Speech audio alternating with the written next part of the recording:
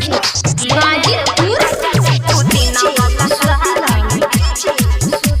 पुदीना वाला साड़ी सुनिए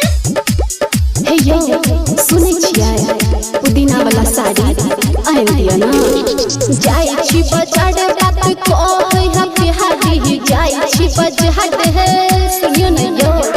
जाय छी बाजार बात कहै हम बिहारी लगे बेटा चाची पुदीना वाला साड़ी लगे बेटा चाची पुदीना वाला साड़ी रोज रोज पढ़ाबैला जबै अंगन बहारी रोज रोज पढ़ाबैला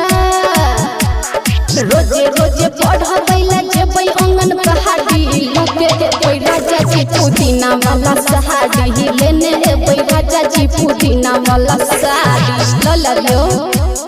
लेने एबै राजा जी लेने एबै recording by SS music Ghazipur पुदीना वाला साड़ी बीत गेलै सावन पिया आबि गेलै भादो फाड़ी साड़ी पहिरबै कोना लागि जेतै कहादो बीत गेलै सावन पिया आबि गेलै भादो फाड़ी साड़ी पहिरबै कोना लागि जेतै कहादो मॉडल जमाना एलै मॉडल भेलै नहारी मॉडल जमाना एलै मॉडल जमाना एलै मॉडल भेलै नहारी लगे एबै राजा जी पुदीना वाला साड़ी लेने एबै राजा जी पुदीना वाला साड़ी रिकॉर्डिंग बाय